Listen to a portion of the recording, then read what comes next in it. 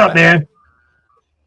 Hey, What everybody. problem are you solving? Exactly. Here we are, back again. Had a good Yep, time last week with Ash Moira. absolutely. I And thought it was fantastic. I don't know about you. It was, it was one of those like, wow, we actually got to hang out with Ash and talk some stuff, man. It's pretty cool. yeah, Pretty so cool. it's Pretty, just pretty cool. John and Ty this week. Adam is enjoying Why? time with the family, so that's important. Just you and me? Oh my God. I know you're stuck with me. Oh Jesus. Okay, if you say so. Okay. Well, let's see. Always start things off. What problem are you solving this week, Ty? What problem am I solving? Let me see. Let me see. I think I'm solving the problem of I don't really know. It's not that I don't have problems. I'm just trying to figure out like how do I uh like what problem, which one is the most important problem. So I got a simple one, a very personal one. All right. If you ever take a picture of your check to Mm-hmm. like deposit it, Right. well, the check was made out to Tyrone Smith, Mm. DBA, and my company. Did everything right. It's perfect. It's great. Took the shot, hit send. They rejected it. Why did they reject it? Because it had DBA, name of my company. I was like, that's it? Yeah, that's it. So there's money. I have to go back to the university Oh, I geez. work, get this thing reissued with hopefully it'll take the DBA off so I can deposit the check. Hmm. They're Yeah. messing with my cash, man. Exactly, and that's Messing with important, my right? cash. Yeah. Is it a process problem? Is it a training problem? Is it an optical character recognition problem? Is No, it? it's a business rules problem. Yeah, Not that it was made out to somebody they wouldn't recognize. My name was right on the front. of course, right? Eh, Yeah. Don't eh. don't mess with money, man. Don't mess with my money. Don't mess with my food, my money, and my children. Not Yep. necessarily in that order. Yep. My family, not my just my children, my Yes. family. Oi, oi, oi, oi, oi. But I had a positive week. Oh yeah. I had an interesting one. You remember when we used to work together and I would like say more about that? And you guys would like, shut up with that, say more about it. Well, that same organization that I learned how to do that work in, I've been involved with for 30 years. They made me a Wow. fellow. A fellow. I'm the That's 100. awesome. There must, in the last 50 years, there must have been 20 or 30,000 people that have come through this process. That's an approximation. I'm the 101st fellow. Nice. Yeah, so it was pretty cool. Be acknowledged by your, thank you. No, seriously, to be acknowledged by your peers for the Hmm. work that you've done, the contributions you've made to the field of group relations. It's kind of cool, man. Tired as all get out later, but I'm tired as all get out today. But yeah, it was cool. It was I pretty bet. cool. I bet. So, John, what problem are you Yes, solving? Ty. Let's see. This week, what problem am I solving? I'm smack in the middle of an accelerator program right now, where I'm both a consultant and a participant. So that's fun because I get to wear two hats. And I can Hmm. do that pretty well. I can compartmentalize pretty well. And the problem that I'm solving, I'm actually trying to um, kind of really just dust off the practices, the stuff we talk about here, and get into it again in a brand new organization. So Yeah. eating the dog food of getting out of the building and starting to talk to people is easy and hard, especially as a virtual employee as well, Yeah. because um, when I was talking to my teammates last week, I said, "Yeah, I already have two or three interviews lined up already." They're like, "How did you do that?" Like they've been people that have been working there for a decade or more. I said, "I just looked people up in the Outlook and started emailing them and said, 'Hey, when do you have 30 minutes? I can talk to you.'" So um, that was nice because one thing we tell people, or when I coach teams, as far as like getting out of the building, and they get that frozen look, like, where do I start? The first answer I usually give is like, go to your network, go to people you currently Yeah. know, Yeah. and ask them if they know someone who has Yeah. this problem, and just start there and branch out. Um, but it's a little bit harder when you really don't know anybody in an organization. You have to really start doubling down on shaking the trees and see what kind of fruit falls on the ground. So, but it's working well.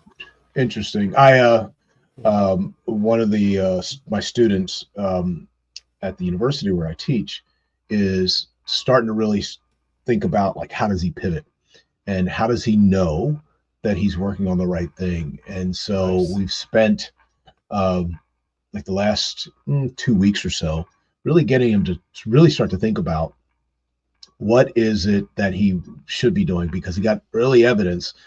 He's getting not early. He's getting evidence that where he thought he wanted to go isn't right there, and so I keep it, that it's actually might be another place. The evidence of value is in another place, but getting out and saying to him, you have to go talk to people. So it was funny. He and his co-founder built a game, a Monopoly-like game, a board game to test their ideas around this particular ideas about financial aid and knowledge around financial aid. And I said, cool. You got early evidence? Yeah. So they go, let's go build an app. Now, normally I would have like, don't do that. But I was like, okay, so what must be true for your app to work? The kind of questions that we ask. But it was interesting that when I asked him how many interviews have you done, he was like, oh, about 20 or 30. And I'm like, you got a crap ton more of work you have to do on validation.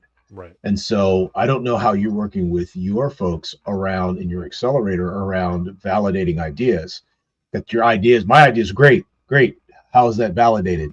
Well, I talked about 10 people. Okay, who were those people? Right. I always, your ears must burn sometimes. Say my community is like, people are talking about your ears are burning. Your ear must burn a lot, because I'll do the John Ruark. You want to get so familiar with your customer. Their name of their wife, how many kids they have, the name of their dog, and their favorite ice cream. Right. Yep. You want to get really. I used that this week. That's so funny. I'm telling you, I use it.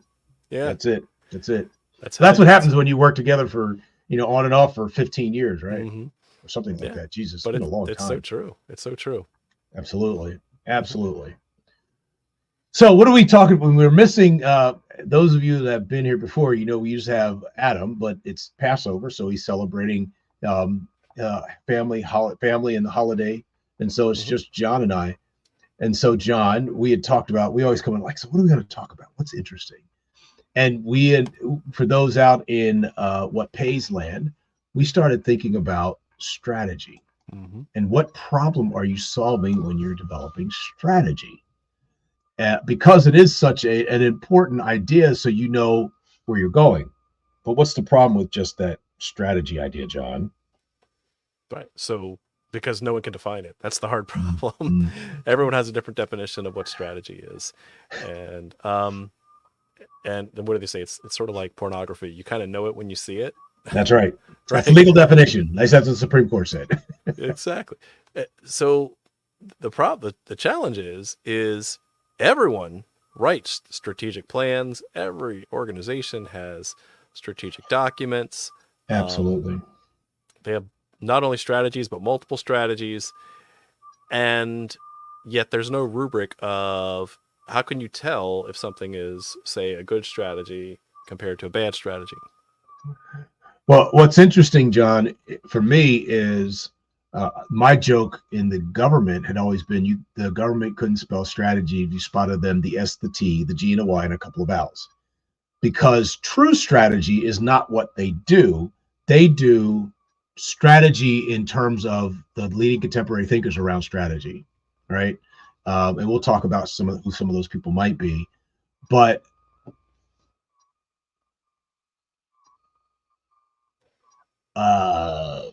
it might be. Thank you, John. The reason why I stopped, ladies and gentlemen, John was like, he's hearing a whistle, but I can't change earphones, and I don't know what else to do. So you have to excuse it till I can get a better set of earphones. But finish your thought about strategy with folks. Yeah. That strategy is not this idea of complete, like knocking it out, plan, plan, plan, plan.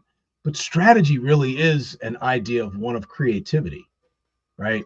And so in the government, the reason why I struggled so much when I was working in the government is because I would be like, why are we doing this again? And literally, I stopped working in the government when somebody said, oh, we need you to go and figure out the paper trail that will justify where we're at now. I'm like, that's not strategy. Yeah, but you're the strategy guy. Yeah, I know that. Well, literally, we'll teach you. We'll send you to school to figure out it. No, you won't. I'm not going to class to figure out how to chase paper. That's even worse than a program manager, because that's like reverse engineering a justification to where you are today. John, that's messed up. You talk about like, are you kidding me? I told you all that I don't chase paper. Right. And I think a lot of strategy is chasing paper to justify how we ended up where we ended up. That's insane. Right? That's insanity. Yeah. And you taught me about rework. Like, and this idea that, you know, one of the things John taught me you all was as a full-blown engineer, and I'm not the engineer of the two of us, definitely not, is that you don't automate bad stuff. If it's a bad process, throwing some technology as a strategic move ain't gonna happen. Right. It's well, dumb. Just put AI on it; it'll be fine. Oh Lord. Yeah, and like you said, rework. Anytime there's rework, replans, reviews, anytime you hear the word that's waste in lean, because that means you're going backwards. You're not going forwards. You're going backwards. How would you differentiate that from learning? Ooh, that's interesting. So, that's a really good question. If you're really just moving backwards because of a quality error, then that's waste. You're supposed to fix quality upstream. But if you are trying to learn, like you expect to fail, and in fact, we would argue that the goal is to invalidate your hypotheses, right? We talk about best way to use a business model canvas is to find as many business models that don't work so that you can find it. Like Edison said, I found 1,000 ways not to invent the light bulb. Right. Yeah, I like that idea. It's a different goal. So how would, and you know, I wanted to define strategic planning versus strategic thinking. Because I think it's an important concept to kind of lay out. Absolutely. Because I think it dictates the difference between understanding the problem you're trying to solve, what problem you're solving through learning, and going back and going, oh crap, and trying to let me fix this. And so by definition, Henry Mitzenberg, who happens to be still alive, I didn't realize that. Wow. Excuse me, you see some of his writings, I think he's like 90 years old. He writes, strategic planning isn't strategic thinking. One is analysis and the other is synthesis. So by definition, his equation is strategic planning is about analysis, rework. Strategic thinking is about synthesis, understanding. And learning, right?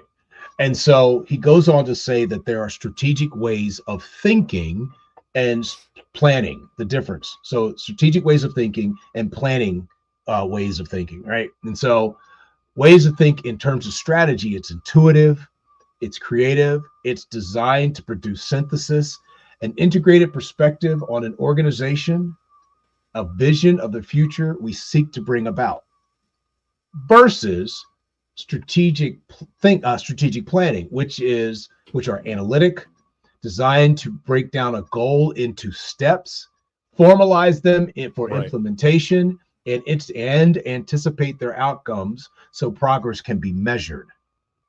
Right. That's a huge difference, right? How would you go about finding the problem to be solved if you're just doing planning and not thinking? Yeah, you shared another interesting LinkedIn article here about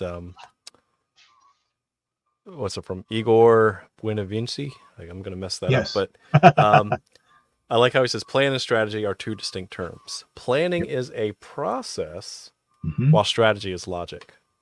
And that cracked my head open, right? Yep. Because logic means that you make choices.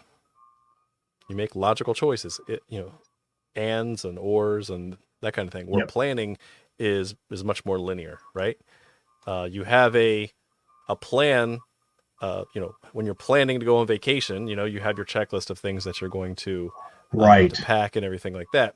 Right. But if you have a strategy of what are your choices over the whole summer season, okay, it's a little bit more open-ended, but you know that you have decision-making criteria that goes into that. So in this case, could you scroll down just a little bit, if you can? Say it. Then he says, other time, up, too far. Other times we casually mention our plans to achieve a goal, like saying my strategies to improve my grade to study 10% more every day. Awesome. But if you don't, what do? You rework, right? Strategic thinking would be like, what in the world am I trying to, what am I trying to do as I think about this, my goal to improve my grades, right? Yep, go ahead. And I actually had, so when I read that, it really kind of made it even ultra simple, like Marine Corps simple to me, which was crayons. Eat the crayons. Yes. Sorry, Nick. Give you a hat tip to our old Marine buddy, Nick. Where planning is this happens, then this happens, then this happens, then this happens. So then. Where strategy is if this, then this. If this, then that. If this other thing, then this other solution. So in some ways, you could make an argument that strategic planning is anti-lean startup. Oh, 100%. Why? Come on, I'm gonna challenge you. Come on, bring your brains out. Bring your big brain. Yeah. So I mean, if you have a plan, then by definition, you already know what the goal is. You already know what the solution is. Yep. Yeah. You've closed yourself to options. You're not making choices. You're just now converging towards a goal, converging towards a solution. So I had to pull out our old stuff, right? Wow, look at where that. I got. It's going to blow the dust off the cover. So, what is then a startup by definition? Right. A startup by definition, if I can find it, is it in here? By definition, is a temporary institution whose goal is to do what? Right?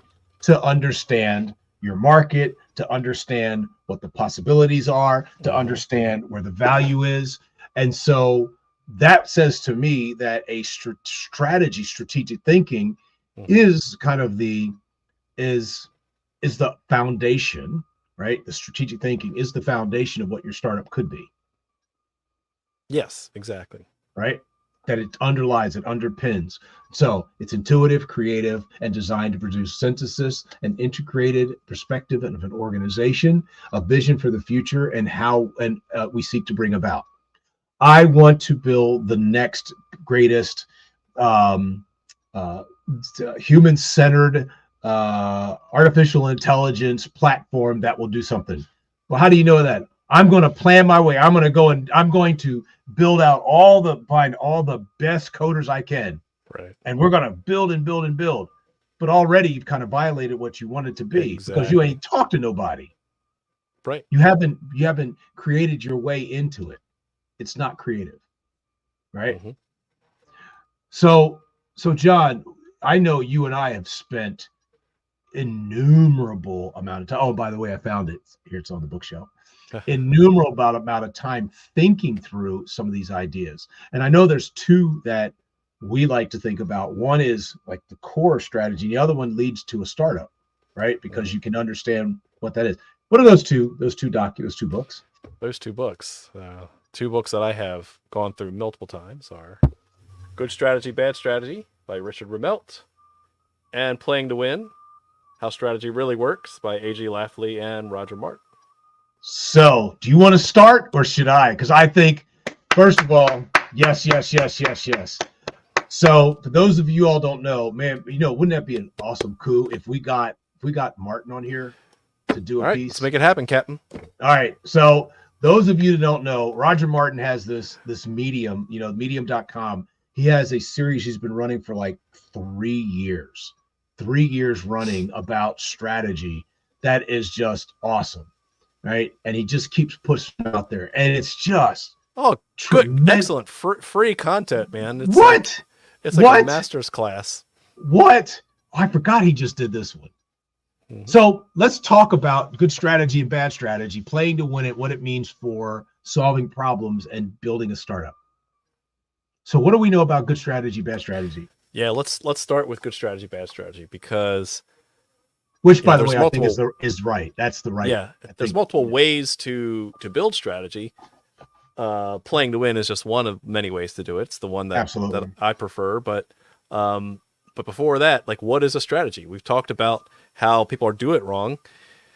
Well, in the beginning, you actually need to talk about what the kernel of a good strategy is. And that really consists of... Time out.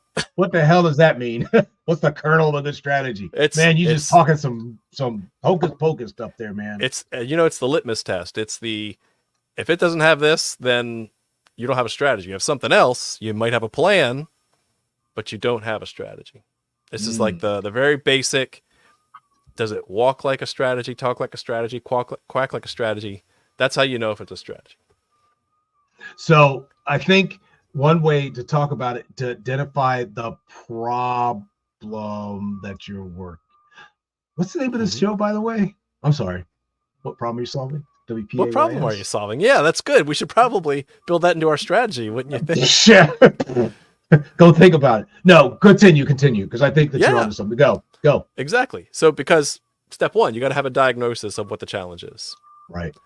If you're just doing business as usual, you don't need a strategic plan. Like you don't need one at all. If you don't have any problem, just stop. You're actually going to save money by not building a strategy that nobody's going to read, right? Shelfware, baby. So find out what is the problem that needs to be solved. Yeah. Yep. Right. And clearly articulate it. If you can't name it, touch it, put a pin on it, then you still haven't defined why is it that we need to do anything different.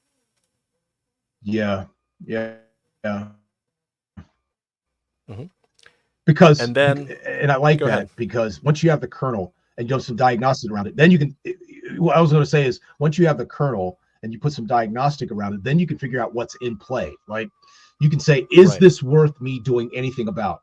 Because to your point, it's a time saving. Don't waste your time on doing it. But go ahead, continue. Yeah, because strategy is all about choice, right? It's about making a logical decision, rather synthesizing rather than just applying, just executing. Right. Yep. Right. So you have diagnosis, then you should have some guardrails to say, this is our general plan. This is kind of like where we're headed. We're not going in detail. We're not laying out a 2-year plan or anything like that. We're just we know these are challenges that are coming up. How are we going to address those? Yep. Which then gets down to, if we see these obstacles come up, then we're going to do these series of coherent actions. Yep. We're going to take no kidding steps to make something happen. Mm-hmm. But I think that what you're laying out is that you can't do that with any sense of, that's what I'm looking for, with any sense of sustainability if you haven't done the very first thing. Right? Absolutely. Who cares? You can't start at step 2 or 3. You've got to start at step 1. That's it. Yeah. Because, if you don't have that, I was trying to think about, it's been a while since I picked up Rumelt's book, but I know that in the beginning, he talks about, he gives examples of really bad strategies. But one of the things, and actually, I wish I had my book. I just pull it out because then I could say, here's what happens. Can you find it? Where he talks about, I'll just talk through it, where he talks about evidence of bad strategies, like gibberish. Oh, of course. Absolutely. We can just find those. I think there's 5 so the 4 major hallmarks of bad strategy. There you go. Thank you. That's exact. Go. It's almost like I'm prepared for this thing, Ty. What? Let's go. Let's talk about, okay, how can you tell if you've got a bad strategy in your hands? 4 Oh, this steps. sounds like a good joke. Yes. And they are. So a priest and a rabbi walk into a bar. There you go. All right. Number 1, fluff. It just sounds like gibberish. Sounds stupid. We're going to synthesize, think out of the box. It's going to be great. Right. And they're going to love us. Step 2, or there were really no order, but number 2, failure to face the challenge. If you do stuff and things but don't solve the problem that you're talking about, you don't have a strategy, right? It says, oh, hey, we have a hiring problem, but we're going to fix our machines. Yeah. Well, you haven't talked about the hiring problem. Excellent example. Excellent. We have a talent gap, but we're going to make sure our computers work. Right. Exactly. So that's a bad strategy. The third one, mistaking goals for strategy, right? Oh. We want to be a world-class workforce. Good goal, not a strategy, not a choice. Whoa. So okay, don't do number 4 yet. This goes right down your alley because you're the one that was like, I love it. Always, you can't change what you can't measure, right? Yep. OKRs. Ooh. Like, got me going okay, now. cool. I got an OKR, but it ain't helping me with my strategy. My goal is to raise more money. All right. But what's the strategy? Raise more money. What are we doing it for? We need more money. To do right. what? Right. Because objectives and key results are really just goals extrapolated all the way down. Yep. Exactly. And then last one, actually having bad strategic objectives, right? Where if they're bad, if they actually fail to address the critical issues themselves. Right. So there's failure to face it, and then there's just a horrible idea, right? Yeah, so those are your 4 indicators of bad strategy right there. And I think that if you don't, I think what we're offering up is if you don't really hold those and hold on to those is like the hallmarks of good strategy while paying attention to the hallmarks of bad strategy, the problem that you think that you're solving, you could put a tremendous amount of effort into doing this and still not be able to solve the problem. Oh, absolutely. And waste time and effort and money and 6 driving months of your yourselves life crazy. Yeah, exactly. Just driving yourself crazy trying to do it. No. So I know that we said there's 2 different books. I do have a third that if we have time to talk about it, just to offer it up because I think it's important. But the other one is by Rumelt and Martin. I mean, not Rumelt, Lafferty and Martin, Playing to Win. And I know that you and I have done a lot of really, really good work on this and have actually watched what happened. Yes, Play to Win. And for those in the audience, it is a really good book. And if you don't go get the book, at least like you can Google a playbook for strategy. Literally Google it. HBR has exactly really embraced Lafley's work. So everybody has. And by the way, for those that are wondering who this guy is, at least Martin, he was considered one of the top 50. He was actually like top 1 for a couple of years, management consultants in the world. And so he's really thought about this. He was at University of Toronto. And so he would suggest there are 5 basic things that you want to ask. And I think that this also plays into what problem you're solving, right? Because in some ways, this will help you define your business model. Number 1, what's your winning aspiration? Which is very close, John, to this idea, what's your kernel, the problem, right? Where is your winning aspiration? Number 2, where will you play? And this is where this idea of creativity and choice making, which is the hallmark of good strategy, because it suggests that as important of where you will do something is where you won't do anything. Thank you. Yeah. Where choice. you will play. A choice. Choice making. What? Yep. Plain old choice. Number 3, how will you win? What are the things that you will do to ensure that the problem that you think that is super important that you're working on, how will you do it? What are the things that must be a part of your toolkit to make that happen? Mm-hmm. Number 4, what capabilities are you bringing to the fight? In the business model canvas, that would be like your key resources and key activities, right? Yep. The back end of your business model. And then finally, the management systems, the things that allow you to execute against these really brilliant ideas sustainably. Great point. Because it's a cost per unit value issue, right? Across the business model canvas, where you have your cost of doing business and your hopeful gain, your value. Either if you're for profit, it's like how much money you plan to make against the amount of money that you spent. For those that are out there, Google is 1 to 10. I usually suggest 1 to 2 for startups, 1 to 3 for startups. And it can't be 1 to 1, because if it's 1 to 1, you have a public service. And if that's your gig, cool. Don't get confused. And if you want something that's sustainable, it can't be $1 in and $1.50 out. That's not sustainable, because you tend to grow that, you have no money left over. You won't be able to sustain that. And so what's really powerful about this, I think, John and I, what we've discovered, and it's nothing new, and if some of you have studied this, each one of those steps, you'll see a solid line. John, as the engineer of the two of us, what do the dotted lines mean across the bottom? All right, that's feedback loop. You want to make sure that it's actually in alignment with, and if something downstream isn't working, you might have to go go back to fix it. So in the lean startup world around problems, once you said, this is my winning aspiration, this is the thing that I want to build, I'm going to figure out my business model, my strategy, that when I do my customer discovery, I may have to go back and say, that was the wrong thing to choose, right? That's the wrong thing to choose. I haven't really defined my customer set. I haven't really defined the job to be done, right? But if, let's say I got that, then I go to step 3, right, John? Which is how I will win. What are the activities? What are the resources? What are the partnerships that I need to kind of make sure I'm fostering to do that? And if I don't have the right ones, what happens?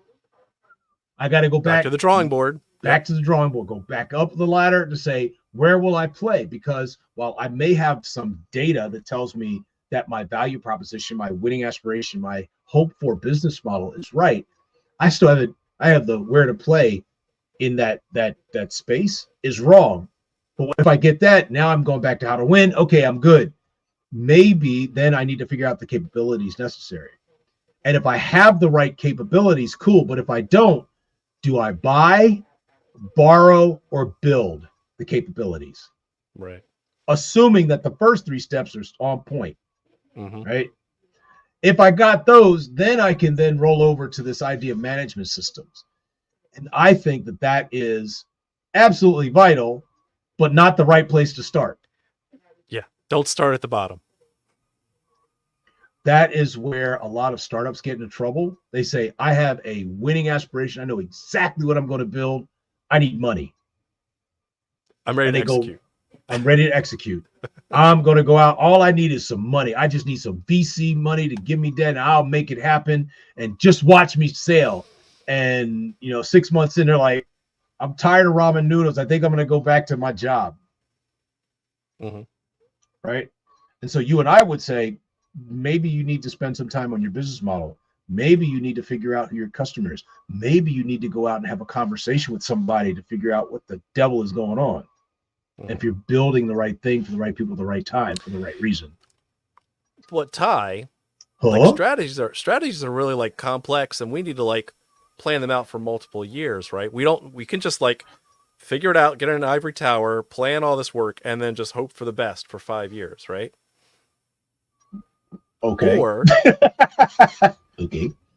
Or what I like in this feedback loop, these dash lines, is that it does imply learning, and that even strategy should actually be informed by execution. That strategy, because it's a set of choices, because it's a synthesis, once new data comes aboard, stop. Like it's okay to pivot your strategy. Right. Maybe not pivot your vision, but definitely go back up the chain here and say, wait a minute, what we assumed was incorrect, or it's infeasible. We need to try a different approach. We learned, we had additional information. We got new information. We have new information. Yeah, and that's the other thing too is I've had when I consult teams, they say, well, that's great, but you know what do we do if we don't have the information yet? I said, you make a decision today based on the information you know today. If anyone could predict the future, then I want to buy a lottery ticket from them. But otherwise, it's a guess. Strategies are guesses. Schedules are guesses. So I'm going to appeal to your philosopher side while I appeal to my psychological side. What is it about learning that is so fraught with fraught? I'll just leave it there. No. Period. I would posit that in a Western culture, we have a very binary way of looking at things. You're either right or wrong. And I think the growth of the human-centered design and agile thinking and this slow introduction of design thinking into the way things get built has helped us kind of crack open and allow divergent thinking more than it ever has before. But previous to all that, previous to the IDEOs of the world, it's been tell me your plan and go. Like there's no time to think and be wrong. And so we have that, we still have this trauma that's built in to, well, what if I'm wrong? So you're telling me there's a premium in our way that we solve problems on certainty versus absolutely. a premium on value, because you could be wrong. I love it. And you could feel right and just and just like reduce your sense of uncertainty to the point where you built the absolute wrong thing, or you could take the time to be curious. On my LinkedIn account, it's behind my picture says #be curious, right? And I keep it there for a reason, because I'm always like, so I don't know. I mean, being at the capacity to go, I don't know what that means. And to the person saying, it's not that you're wrong, I just don't understand. And what I'm asking you to do is help me understand.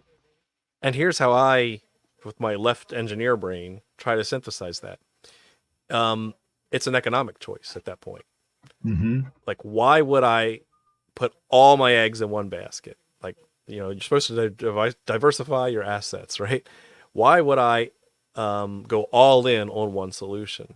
Because now you've eliminated your opportunity costs,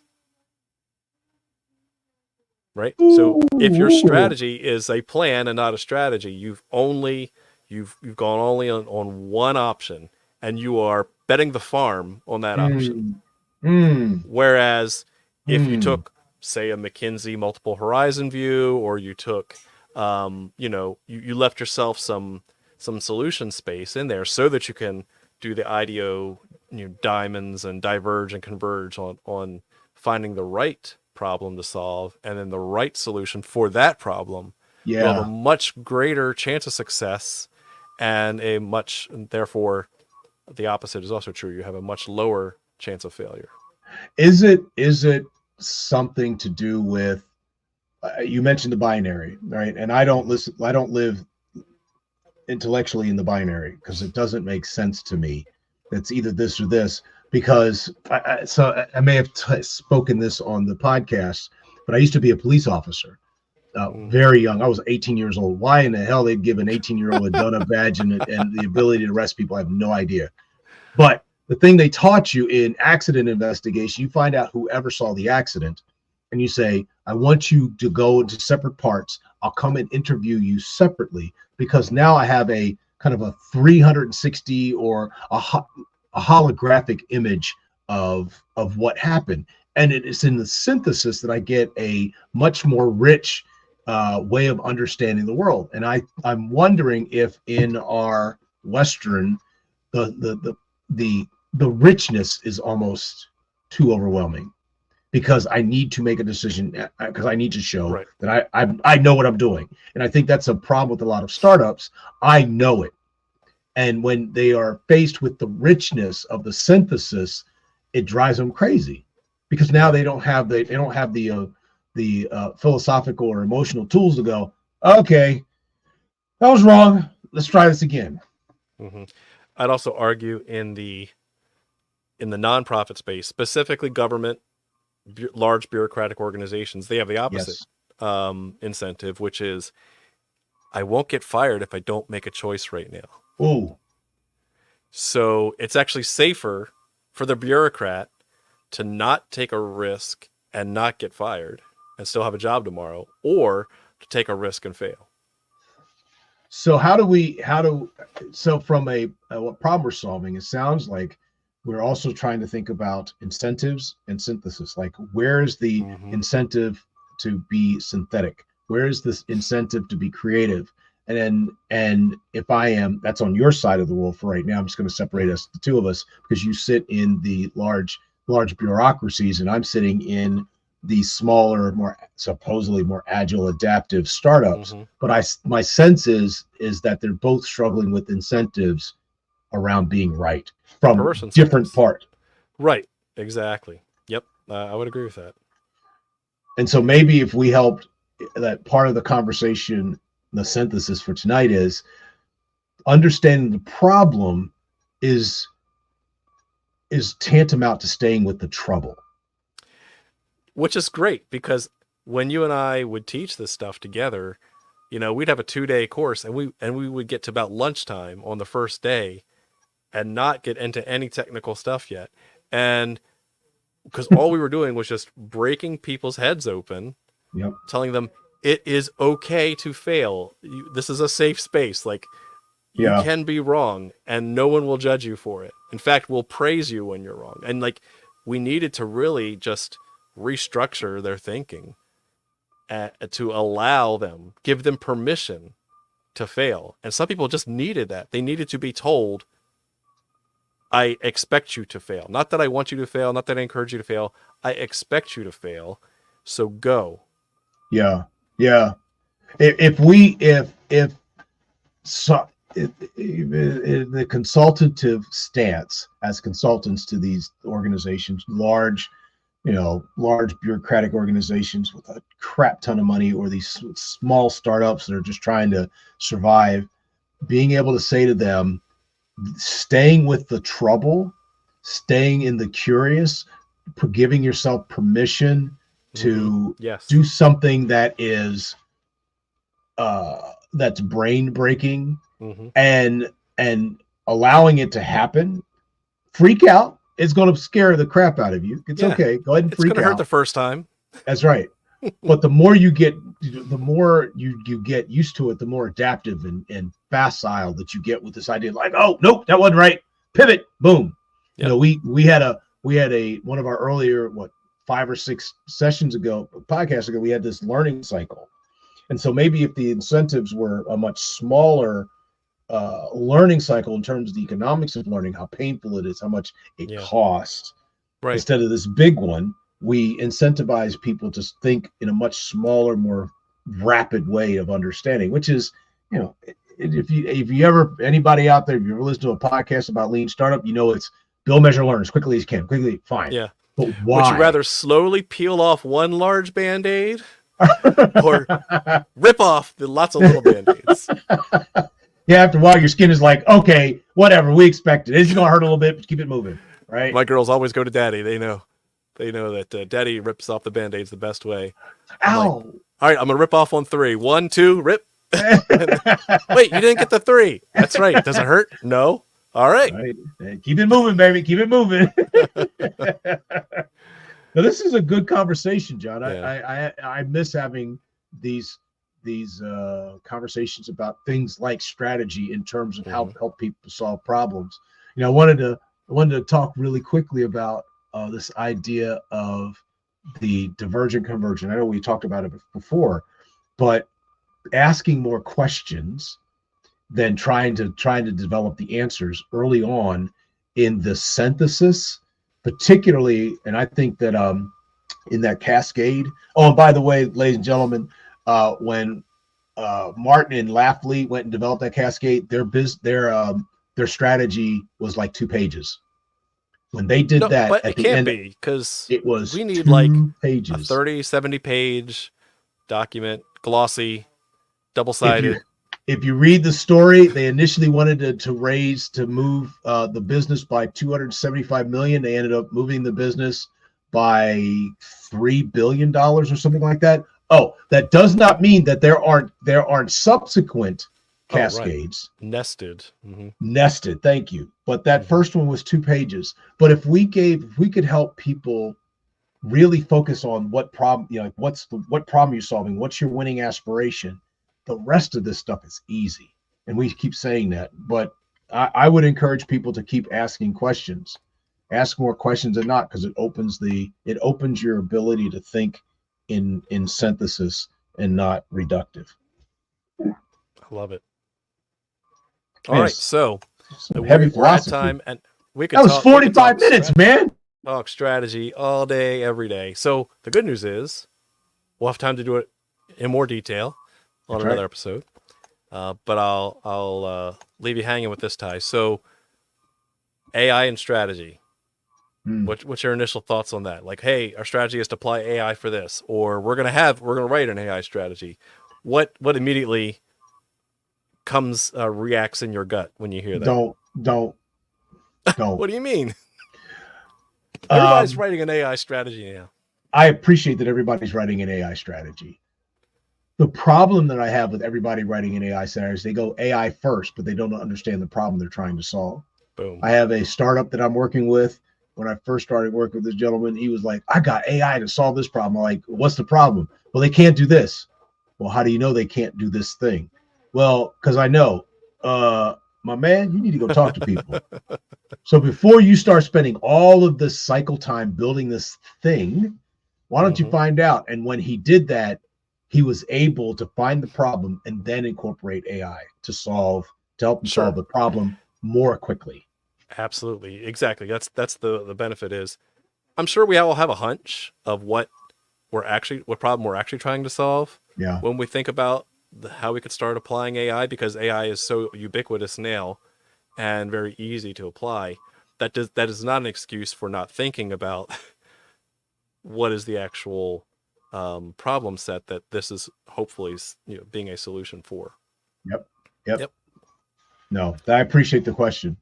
Yeah, exactly. So again, as a recovering engineer, that's it. Like I love to go build, but sometimes we have to stop, and I'd rather double down and have AI solve a very specific problem than try to peanut butter spread it and just have an amorphous chatbot that doesn't really do anything that you couldn't get off the shelf somewhere else. Or that a human being couldn't do with a little more time. Exactly. Yeah, it's or that you couldn't pay an intern to do, right?